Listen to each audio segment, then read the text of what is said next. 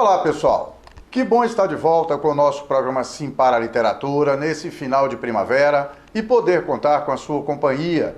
E vamos juntos na direção de uma sociedade mais solidária, mais fraterna e menos desigual, tendo o livro como a extensão do nosso braço. Portanto, se acomode na poltrona e curta junto comigo.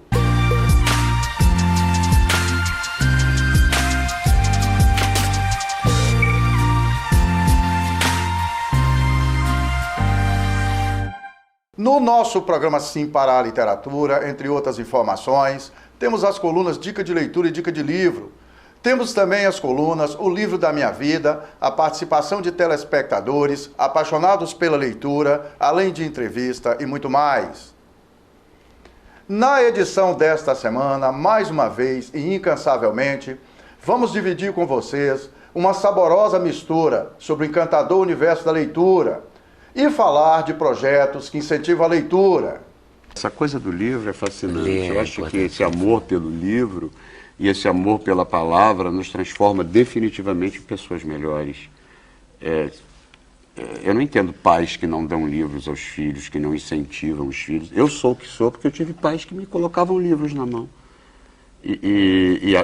Para mim, para os meus irmãos, todos os meus irmãos são pessoas muito bem-sucedidas nas suas carreiras, e naquilo que desejaram ser. Para todos. Né? E o livro continua e nos une, né, até hoje. Os amantes dos livros, em última análise, são os amantes das ideias, né? É verdade. Funciona até em jantar social, em encontro social. Tudo. Né? Você está conversando e fala, não, eu estou lendo um livro aqui. Começa uma história, uma conversa, você descobre pessoas. Você sempre tem assunto com pessoas que leem, né? E nos ajuda a fazer um mundo melhor, em última análise, a construir uma civilização melhor, porque uma civilização que tem mais ideias é uma civilização melhor, pensa-se melhor, né? Há menos preconceito, né? Porque o preconceito... Pensa-se. O preconceito está ali ao lado da ignorância, né? É verdade. Você vê que toda pessoa preconceituosa é um profundo ignorante, né? Minha avó costumava dizer uma coisa linda, né? Que bacana, né, pessoal? A participação aí do Fala Bela, que dispensa comentários, né? Super conhecido, ator, diretor, produtor de TV, de teatro, sobre a importância da leitura em nossas vidas. E para falar de como a leitura pode interferir de forma positiva na vida de uma pessoa, para a entrevista dessa semana, nosso convidado é o jovem Tiago Carvalho Souza. Tiago recebeu há muitos anos atrás o estímulo para o contato com os livros e para o universo da leitura, que fez com que ele escolhesse o curso de Direito, né, como carreira, como profissão, que ele está cursando o 8º período desse curso na FACEL, a Faculdade de Ensino Superior aqui de Linhares. Nessa entrevista, a gente conversou sobre os seus hábitos de leitura, sobre como a leitura tem estimulado o Tiago a estudar cada vez mais e a se dedicar a essa nobre profissão que é ser um advogado. Desse aporte de leitura e de conhecimento que você está adquirindo, né, ao longo do curso que você já está na reta final, qual a mensagem que você deixa para nosso telespectador sobre a importância da leitura, a importância de estudar e a importância de se inserir, de entrar no ambiente do conhecimento e se manter de forma continuada no ambiente do conhecimento? A leitura, a pessoa que ela se prepara antes, momentos antes de enfrentar, seja qualquer dificuldade, seja ela intelectual, seja ela material, pessoa que se prepara com a leitura no sentido de que ela começa a absorver o conhecimento adequado para enfrentar coisas adequadas, no caso seja uma dificuldade qualquer, ela acaba indo com os argumentos corretos, as armas certas, e ela acaba não se prostrando contra qualquer dificuldade que venha contra a pessoa, até porque vai ter muita dificuldade. E a pessoa que tem o objetivo de se tornar alguém na vida, algum profissional, ou acaba tendo um sonho diverso da maioria das pessoas, eu acredito que a área do conhecimento ele abrange tudo, seja um profissional, seja uma pessoa que sonha, ou seja a pessoa que se contenha com aquilo que ela tem. Seguindo juntos, na companhia de Tiago Souza, que finalizamos a primeira parte desta edição do nosso programa Sim para a Literatura. Daqui a pouco a gente volta.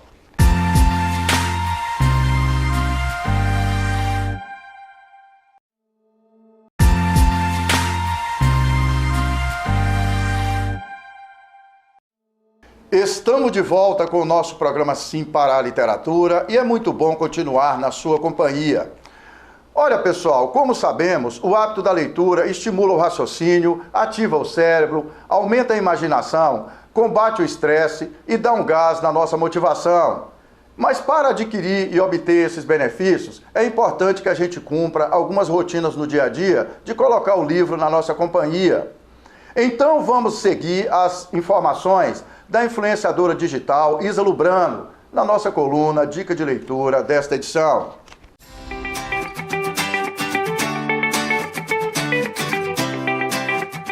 Em primeiro lugar, a primeira coisa que você tem que fazer é encontrar um espacinho na sua rotina para ler, pelo menos um pouco, todos os dias. Eu sempre comparo a leitura com atividade física. No começo vai te cansar, no começo você vai ter que se forçar a fazer, mas com o tempo você vai se acostumar e você vai até sentir falta desse momento só para você. Na nossa vida, atualmente, nós somos estimulados por telas, na televisão, no computador, no celular. O nosso cérebro está sempre ligado e o momento de relaxamento e de mudança de velocidade que a gente tanto precisa para manter a nossa saúde mental pode ser proporcionado com uma meia hora de leitura todos os dias. Agora, qual é esse momento na sua rotina? É algo que você vai ter que descobrir. Algumas pessoas encontram tempo na rotina do trabalho para casa, no transporte público. Algumas pessoas só têm tempo para ler um pouquinho antes de dormir. Eu, por exemplo, leio um pouquinho todos os dias antes de dormir e durmo muito melhor. Outras pessoas só encontram esse tempinho de privacidade quando fazem a pausa para o banheiro e tá tudo bem. O importante é ler um pouquinho todos os dias. Eu te garanto que você vai ler muito mais. Então, pessoal, como disse a nossa convidada, a Isa Lubrano, que é uma super influenciadora digital no YouTube, nas redes sociais, como sugestões de leitura e dica de livro, é importante a gente ter um contato a cada dia, todos os dias, mesmo que um pouco a cada dia, com o contato com a leitura. Mas eu sempre gosto de sugerir para vocês que a gente ouça mais uma opinião. Mas e se a gente não tem o hábito de ler? E se a gente não consegue se concentrar no livro, como é que a gente faz? Bom, quando a gente já é adulto, não tem outro jeito, tem que insistir, tem que ter um horário do dia que a gente vai ler, de preferência sem fone de ouvido, com o celular no silencioso, que as pessoas não interrompam a gente. Leitura é hábito, a gente tem que ter um momento do dia para isso. No meu caso, eu trabalho muito o dia inteiro. Eu leio muitos livros de outras pessoas, por trabalho, livro de autores iniciantes, autores que me mandam seus originais, mas eu tenho o meu horário à noite em que eu leio os livros que eu quero, que eu gosto, que eu selecionei para ler. Geralmente é no final do expediente, um pouquinho antes do jantar, ou mesmo na cama, antes de dormir. Eu gosto muito de ler antes de dormir. Ou seja, pessoal, leia sempre um pouco a cada dia. Ao final de cada mês do ano, você terá criado um novo e saudável hábito. E na sequência desse gostoso papo sobre livros, vamos acompanhar a sugestão de leitura da estudante Luara Volpone, na nossa dica de livro desta edição, Literatura da Melhor Qualidade. Pode rodar a dica.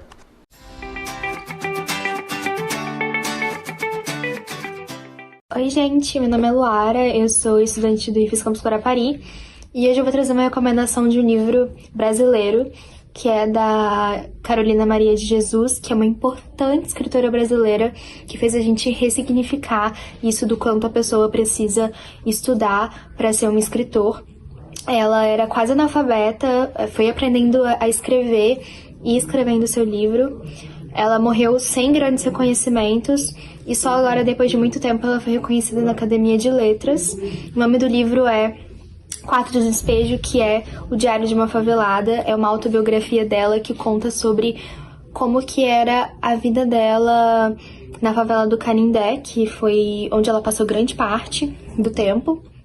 E ela relata muito sobre fome, sobre pobreza, sobre miséria, sobre desigualdade social e como que ela se questiona o porquê disso acontecer com as pessoas e o governo não fazer nada. Então eu recomendo muito para vocês, é um livro que a gente identifica erros gramaticais que não deveriam ser considerados erros, né, porque ela consegue transmitir a mensagem dela. E é um livro muito interessante pra gente refletir sobre a realidade do Brasil e a realidade do mundo. Então, é a minha recomendação. E na continuidade desse pacote de degustações literárias, eu quero convidar vocês para acompanharem junto comigo essa matéria que vamos apresentar agora sobre o projeto Chá Literário, que é conduzido pela professora Rúbia Vasconcelos, numa escola aqui da Rede Municipal de Ensino de Linhares, que fica no bairro Lagoa do Meio. É um projeto muito bacana que ela desenvolve há mais de 10 anos. Literatura na veia.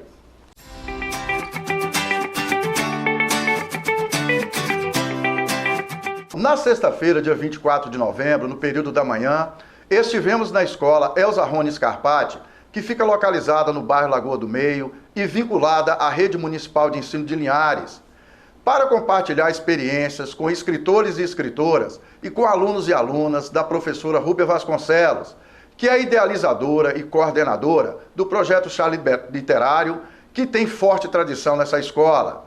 É uma honra para mim poder conduzir esse trabalho tão bonito, tão especial, porque traz a memória dos meninos e a vivência deles o mundo dos nossos escritores, do nosso município. Então, nesses 10 anos, eu tenho certeza que eles guardaram em seus corações, em suas memórias, esse aprendizado que nós temos que valorizar, né, os da terra, temos que ler para conhecer nossa história, conhecer nossas raízes. Para mim é uma honra, é um privilégio. Esse projeto, pessoal, tem marcado a experiência de leitura de muitos alunos ao longo dos anos. Eu achei essa experiência muito boa, tanto como incentivar os alunos a lerem, conhecer nossos escritores e novas experiências. No início eu estava bem nervosa, mas até que foi muito bom. E eu dou todos os meus agradecimentos à professora Rúbia, porque ela incentiva a gente todo dia a querer ler. Foi uma experiência para mim ter participado do Chá Literário, porque foi a minha primeira vez, conheci muitos autores que eu não conhecia antes. Eu despedi dos meus amigos, né, meu último ano de Elza Rony, e é isso, é muito bom para mim essa experiência. Segundo a professora Rúbia, o projeto surgiu há alguns anos com a ideia de pesquisar a vida e a obra de grandes escritores dos clássicos da literatura brasileira, assim como de escritores regionais, escritores de Linhares. Essa é uma experiência do Chá Literário da professora Rúbia, e eu sempre falo que ele muda a minha história. Eu tinha ficado alguns anos sem escrever, do ano passado para cá eu voltei para a escrita, me aventurando em novas coisas, saindo do romance, passando para a fantasia. Então é uma experiência única. E deste ano foi melhor ainda com pessoas que eu não conhecia. É inesquecível. É maravilhoso para participar disso.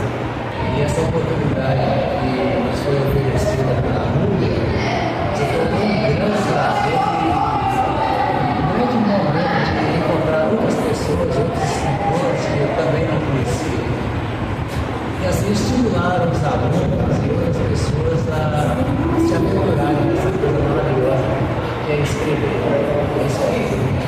O projeto Chá Literário acontece durante 6 meses ao longo do ano letivo na Escola Elza Rony, desde as primeiras pesquisas sobre escritores e obras literárias até o momento da culminância, que acontece durante uma semana no final de cada ano, sempre recheado de poemas, histórias e muitas emoções, com intensa participação dos estudantes. Eu achei a experiência muito legal, uma experiência muito diferente, porque no passado os escritores não podiam estar presentes, né? Esse ano eles estavam aqui e foi muito bom, foi uma experiência muito diferente, inclusive, mas foi muito legal. Agradeço a professora Rúbia, agradeço os escritores que estiveram presentes.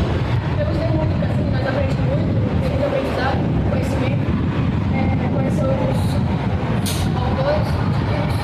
Eu gostei muito do Chá Literário, eu confesso que a aula foi bom, faço isso falar em tudo. Só que foi uma experiência muito legal, conhecer uma escritora super legal também. E falar de um livro que eu estava pensando em escrever. E eu gosto muito de livros, eu leio bastante. E conhecer as escritoras mineiras foi uma experiência muito legal, muito boa. Esse projeto Chá Literário da professora Rúbia Vasconcelos é um projeto muito bacana, que ela mantém com muita garra, com muita determinação ao longo de vários anos. E com certeza vai deixar na memória afetiva desses alunos, assim que eles progredirem para um outro nível, né, do ensino, uma forte referência na sua memória afetiva, principalmente no contato com a literatura. Agora, como ninguém faz nada sozinho, né, pessoal, é importante que tenha a participação de outros entes dentro da escola.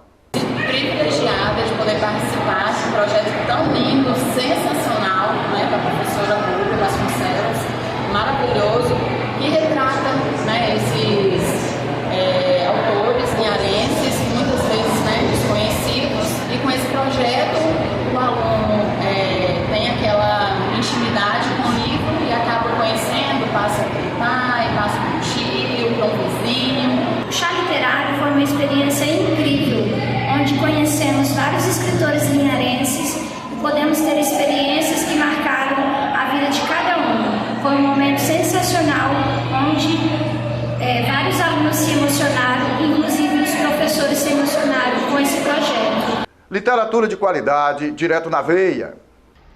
O ano era 2004, quando eu fui procurada por uma moça muito bonita na coordenação do curso de letras. Ela queria saber de mim qual era o resultado da minha análise para a transferência dela de uma faculdade do Rio de Janeiro para a nossa Unilinhares. E aí eu creio que ela entrou no 4º período. A partir do momento que ela se tornou nossa aluna, eu descobri o quanto ela era dedicada, o quanto ela era boa e previ que ela se tornaria uma grande professora. E isso se concretizou.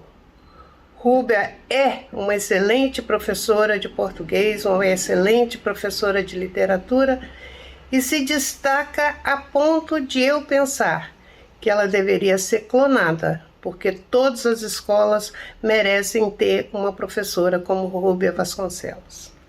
Então, pessoal, que iniciativa bacana da professora Rúbia Vasconcelos, com a participação de estudantes, escritores e outros entes da escola, que coloca essa meninada no ambiente da literatura. É tudo de bom. É seguindo juntos nas trilhas da esperança de termos no Brasil uma sociedade mais leitora, que finalizamos a segunda parte dessa edição do nosso programa Sim para a Literatura. Daqui a pouco a gente volta. A leitura, a pessoa que ela se prepara antes, momentos antes de enfrentar, seja qualquer dificuldade, seja ela intelectual, seja ela material, a pessoa que se prepara com a leitura no sentido de que ela começa a absorver o conhecimento adequado para enfrentar coisas adequadas, no caso seja uma dificuldade qualquer, ela acaba indo com os argumentos corretos, as armas certas, e ela acaba não se prostrando contra qualquer dificuldade que venha contra a pessoa, até porque vai ter muita dificuldade. E a pessoa que tem o objetivo de se tornar alguém na vida, algum profissional, ou acaba tendo um sonho diverso da maioria das pessoas, eu acredito que a área do conhecimento ele abrange tudo, seja um profissional, seja uma pessoa que sonha, ou seja a pessoa que se contenha com aquilo que ela tem.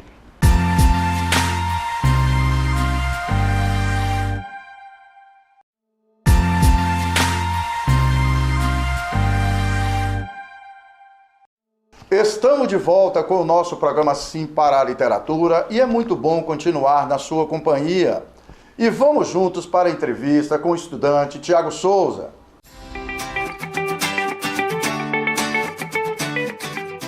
Nessa edição do nosso programa Sim para a Literatura, eu tenho a satisfação de receber no estúdio da TV 5 em Linhares o estudante Tiago Carvalho Souza.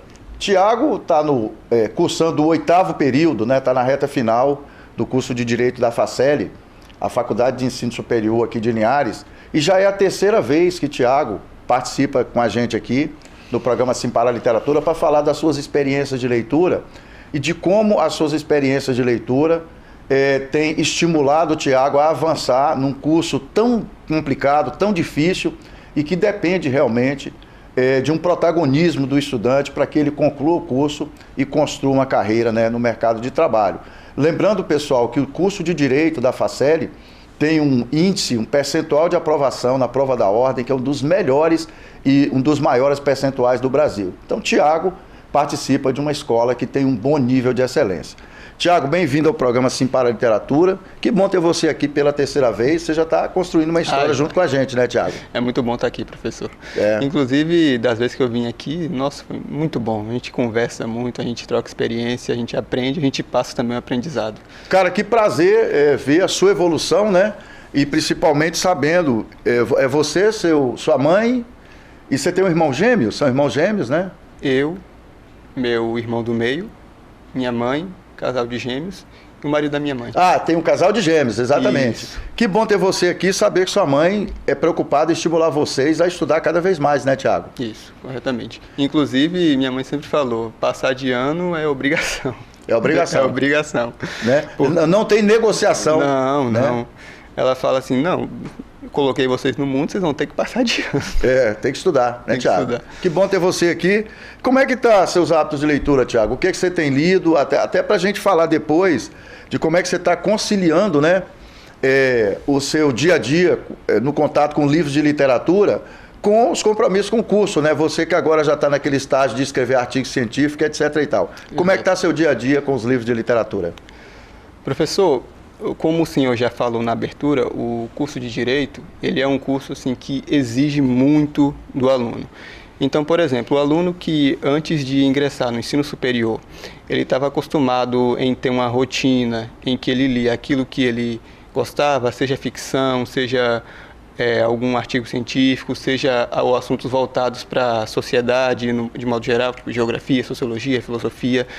O aluno ele acaba entrando no curso e ele passa a ter uma obrigação com o curso que vai fazer com que ele abra mão daquilo que ele tinha como lazer e passa a gastar o tempo com aquilo que ele tem agora como obrigação. De uma forma mais disciplinada, mais planejada, né? Isso, exatamente.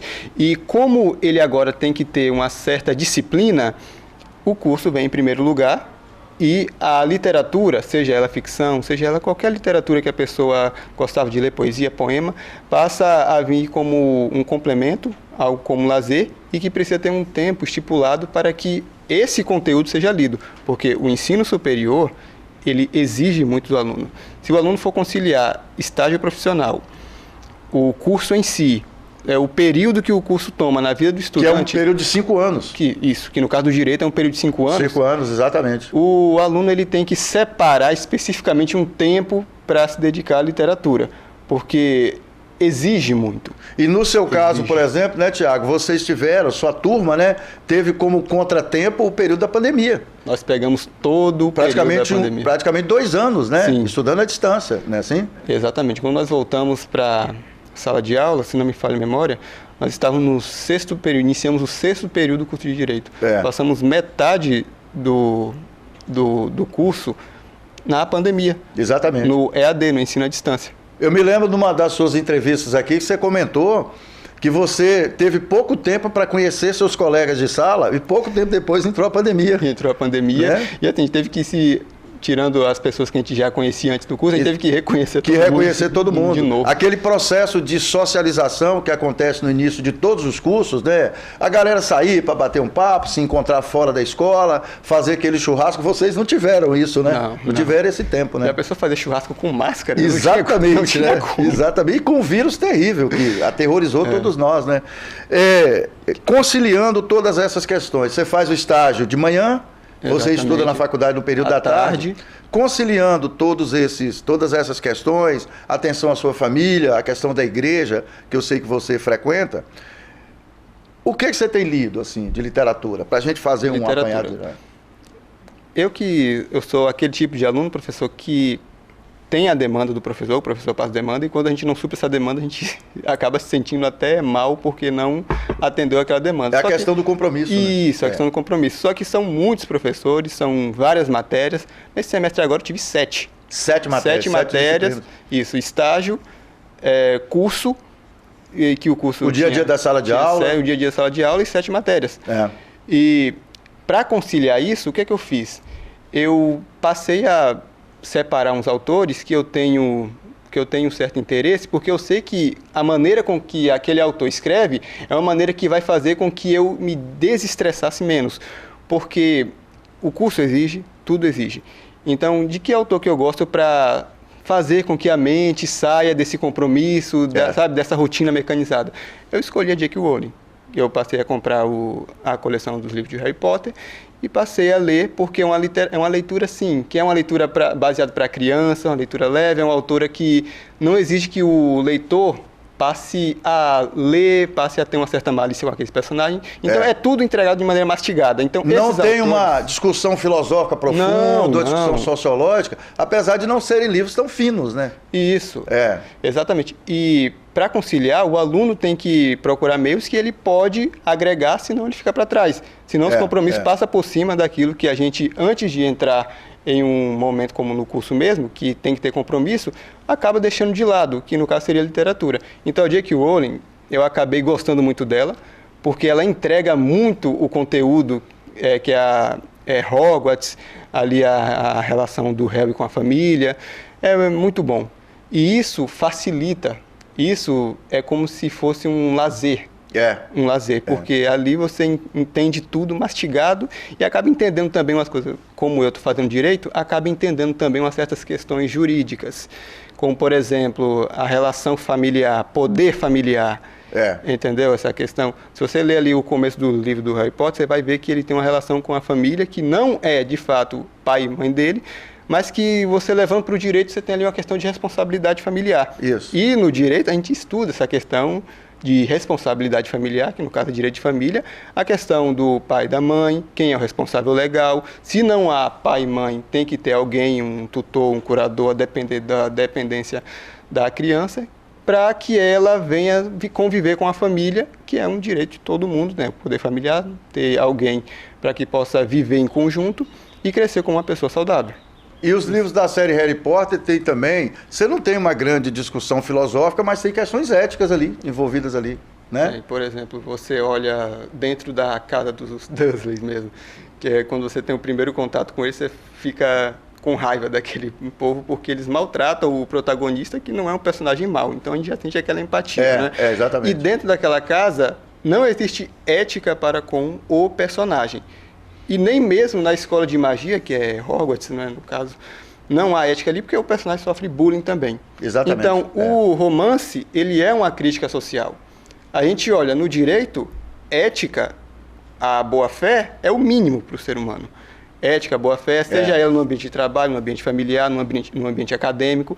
Em todo local, o ser humano tem que ser um ser humano ético e viver de maneira a que não venha enganar ninguém. Eu costumo dizer que para viver a gente tem que ter um mínimo de vergonha na cara, né? Não é? Como diziam as pessoas, nossos pais, nossos avós. Ter um mínimo de vergonha na cara, senão fica difícil, né? Que ponto de referência que você vai ter?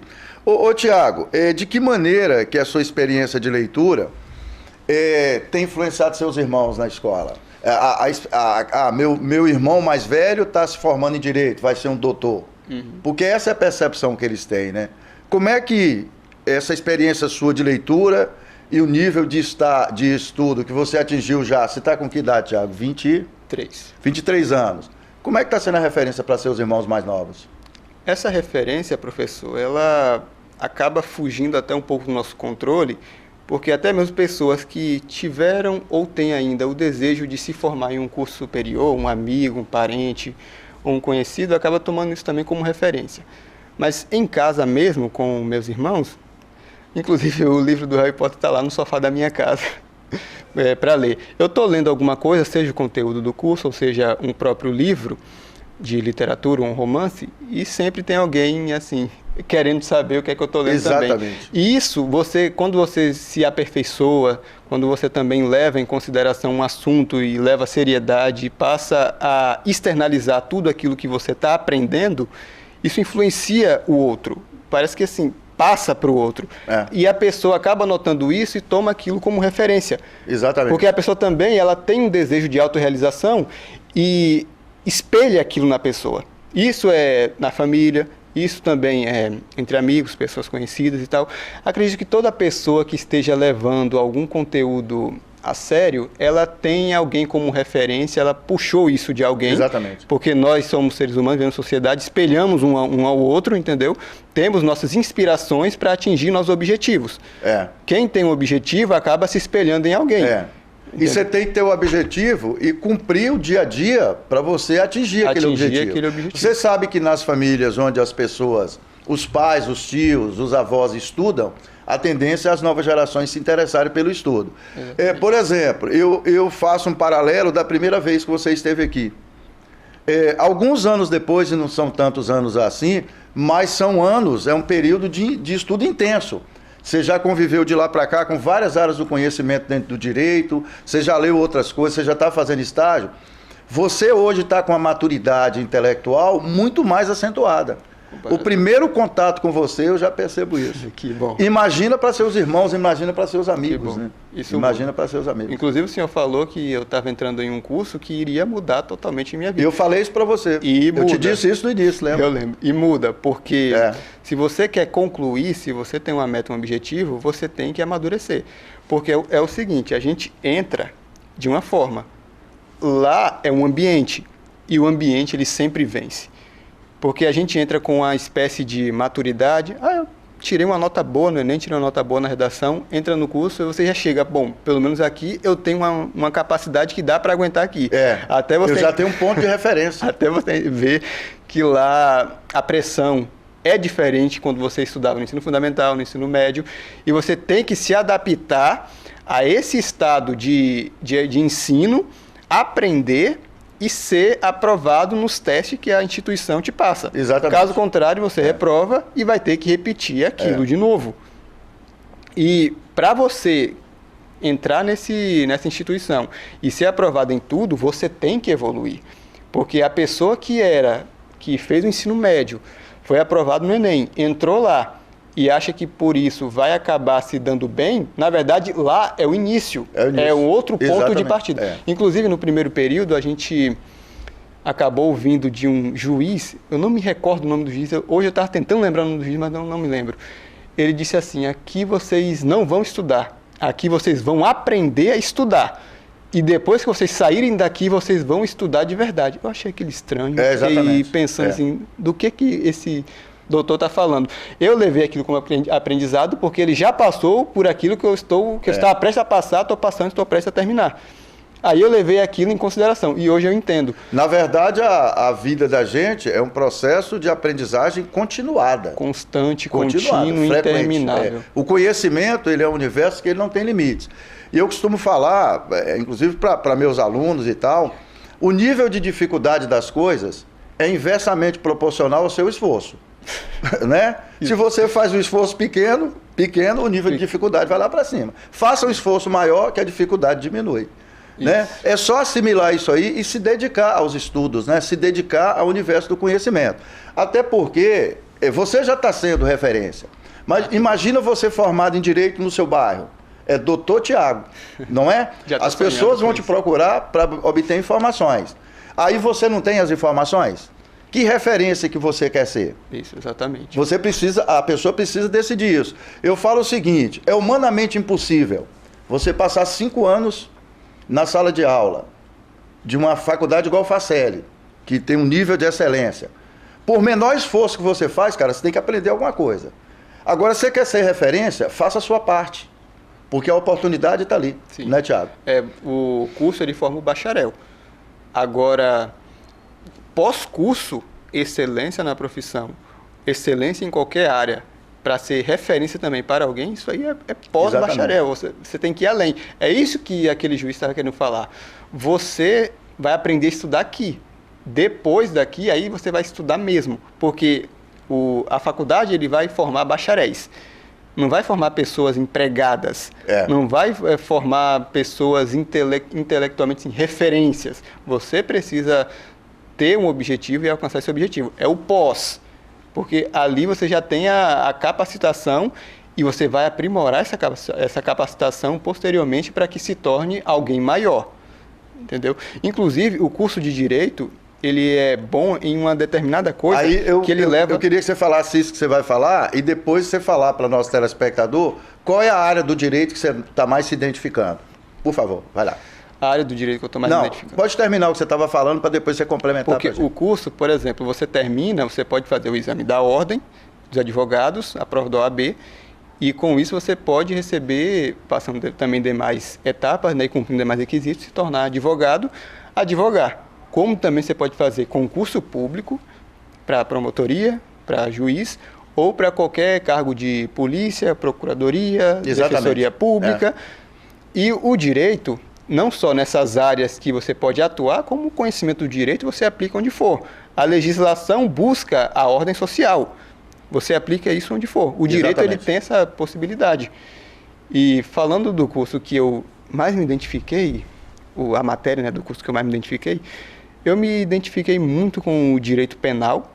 Acredito também que, por eu gostar também de ficção, professor, e a ficção ela copia a realidade, só que de uma forma mais acentuada, mais a arte mais imita a realidade e vice-versa. Isso, a arte como a realidade de maneira mais aguda, assim, romance, histórias, morte, personagem, viravolta, plot twist, essas coisas.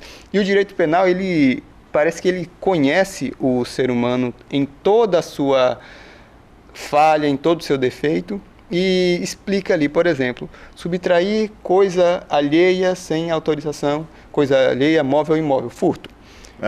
Tá. Se está dizendo aquilo, alguém já furtou. Exatamente. Entendeu? O direito também é uma crítica social. Ele critica muito a sociedade para regular, para que a sociedade viva em ordem. Tem um professor meu que fala, cara, o direito, primariamente, ele não quer fazer justiça. Primeiro, ele organiza a sociedade para que as pessoas não venham se matar. Depois, ele tenta aplicar a justiça na prática. Entendeu? Então, eu me identifiquei muito com o direito penal porque ele explica condutas, coisas que você não sabia e agora você entende que é considerado um ato ilícito, alguma infração, alguma coisa que vai fazer com que ocorra uma anomalia ali no meio social. Também tem o direito processual penal, que é quando o indivíduo pratica algum delito, ele passa por um procedimento de investigação, ele passa pela mão de um julgamento, de um promotor, de um juiz, até que chega a uma fase que ele seja condenado ou não, baseado no procedimento penal. Né?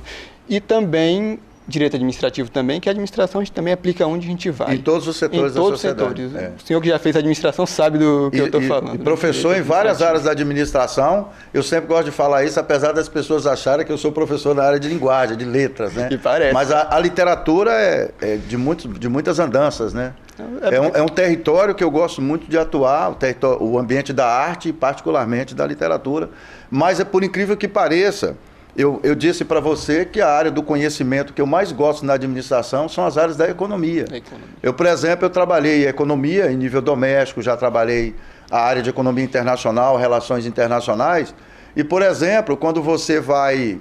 Uma empresa brasileira que vai colocar seu produto no mercado internacional, ela precisa estudar a cultura daquele povo, como é que é o mercado de consumo que funciona lá. Por exemplo, vou tocar um tópico aqui que é muito popular. Você pega os Estados Unidos, não existe a cerveja 600 ml. A cerveja lá é só long neck. E as pessoas lá não tomam cerveja no copo, tomam cerveja direto da garrafa. Então, aquilo é de uma cultura histórica daquele povo. Quando a Ambev, que é dona da marca Brahma, essas marcas aí, Skol, né? Quando ela internacionalizou o produto dela, ela teve que adaptar o vasilhame, a temperatura, porque ela tem o clima temperado, para o hábito de consumo da cerveja daquele povo. Você vai, por exemplo, levar um produto para a Índia, né? Você tem que levar em consideração a cultura daquele povo. Por isso que a economia, assim como o direito, né? Você tem como fazer uma interdisciplinaridade com várias áreas do conhecimento. Exatamente. Como é que aquela sociedade se formou, a questão da religião hoje, que influencia muito o comportamento das pessoas, né? Eu acho o direito, eu fui professor também do curso de Direito por 7 anos, eu acho um fantástico direito, fantástico. Ô Tiago, como é que está a sua relação, o ser humano, Tiago, de que forma que o curso de Direito afetou? Você era um pós-menino, não é depreciativo, tá, pessoal? Conheço o Tiago já há bastante tempo. Não entendi. Você era um pós-menino quando você começou o curso e agora você já está, 23 anos, um cara bem maduro, você já está com a maturidade intelectual. Esse ser humano que reside aí, como é que ele está sendo afetado pelo curso? O curso ele tem... Quem vai sair do curso de Direito daqui a um ano e pouco? Sim. Ele tem um impacto muito grande no aluno. Por exemplo, no primeiro período a gente já tem aquele choque de realidade, porque a gente já vai imaginando uma coisa, quando na verdade o curso de Direito é outra. Então ele gera um impacto na gente. O primeiro impacto é essa quebra de ilusão. E eu senti isso na pele porque eu gosto muito de, literatura fictícia, eu imaginava, o curso de Direito pode ser isso, pode ser aquilo e tal. Chega lá, a realidade é completamente diferente daquilo que se imaginava. Então a gente se torna um pouco mais inclinado para aquilo que é real. Inclusive, o curso de Direito, ele leva muito o ser humano para a realidade, porque é aquilo que rege o que acontece de anomalia no meio da sociedade. Então, o curso de Direito, ele exige que o aluno ele quebre sua visão em todos os sentidos. Encurtar a distância entre aquilo que você tem como ideal para a realidade que vai se apresentar para você. É isso que você está dizendo. Isso. E é um fato. E a lei que vai reger a realidade, você vai entender dessa lei, entendeu? Você também vai ter que, como você, na condição agora de estudante, você vai ter que aprender a estudar, como aquele juiz falou. Você vai ter que ter disciplina para estudar, porque todo dia você vai ter aquele contato e cada dia é uma matéria diferente. Vai ter que também ter essa resistência mental e também no período de prova suga muito da gente. Quem estuda sabe que o curso de Direito suga muito da gente. E ao passar por todo esse processo, a gente acaba criando resistência. Ou seja, não é qualquer coisa mais que abala a gente intelectualmente, a gente já tem um pé firme, já tem um fundamento. Até porque se você se basear na legislação vigente do nosso país, você tem uma base para agir em qualquer área. Entendeu? Você tem seu fundamento. E seu fundamento sendo jurídico, é aquilo que vai reger. Quando qualquer anomalia ocorrer, já tem aí um certo fundamento para atuar na área que vai afetar a vida do ser humano. Então, a gente já acaba estudando e se lapidando dessa forma, se tornando uma pessoa que está dentro da realidade e com o fundamento correto para saber como lidar dentro dessa realidade. Exatamente. É exatamente isso que a gente acaba se tornando no decorrer do curso. E depois que a gente acaba o curso, a gente vai ser testado na prática, né? Baseado naquilo que a gente decidiu ser pós-curso. Aí vai valer o ser humano que resistiu aos vários trancos, às várias questões, mas que também teve a oportunidade de aprender mais, né? É esse ser humano que vai sair depois. Sim, um ser humano evoluído. Tiago, eu quero tornar público aqui, tá, pessoal, o respeito e a admiração que eu tenho, né, nesses anos todos pela mãe do Tiago, pela luta dela, né, Tiago, pela labuta dela em criar os filhos, mas principalmente junto com o padrasto do Tiago, em acreditar que a educação é o caminho correto, né, para transformar para melhor os seus descendentes. Então, o nome de sua mãe? Cristiana de Carvalho. Dona Cristiana, parabéns, né, pelo investimento nesse filhão que já adquiriu aqui a nossa admiração e o nosso respeito. Tiago Carvalho, obrigado por ajudar a enriquecer a agenda de entrevistas do programa Sim para a Literatura, estando aqui pela terceira vez com a gente, e você sabe que a porta está aberta. Eu que agradeço, professor. Obrigado, Tiago. É preciso destacar cada vez mais a importância do objeto livro na sociedade. O livro ele importa tanto para o indivíduo, para a sua evolução cultural, como para a sociedade. Não se conhece na história nenhuma sociedade que tenha evoluído, que tenha ascendido tecnicamente ou culturalmente, sem passar por esse objeto de mediação. O livro tanto informa quanto educa. Além do mais, nós devemos considerar que nos dias atuais, o livro tem diferentes formas, diferentes modelos e diferentes suportes. Seja a leitura digital, seja a leitura como era conhecida desde a época de Gutenberg, o que importa é que nós não deixamos de exercer cotidianamente o agradável e necessário hábito de ler. É assim que finalizamos esta edição do nosso programa Sim para a Literatura. É isso aí, pessoal. Bem legal a participação de vocês, no prestígio que nos proporcionam, com a sua audiência nessa edição do nosso programa Sim para a Literatura. Para que vocês tenham acesso às edições anteriores e aos vídeos do programa, acessem youtube.com/Sim para a Literatura. Aponta seu celular para o QR Code que está na parte de baixo da tela da sua TV e faça sua inscrição no nosso canal. Vamos compartilhar experiências de leitura. Entrem em contato conosco através do e-mail simparaliteratura@gmail.com. Agradecemos o prestígio da sua audiência. Saudações poéticas e literárias e muito obrigado.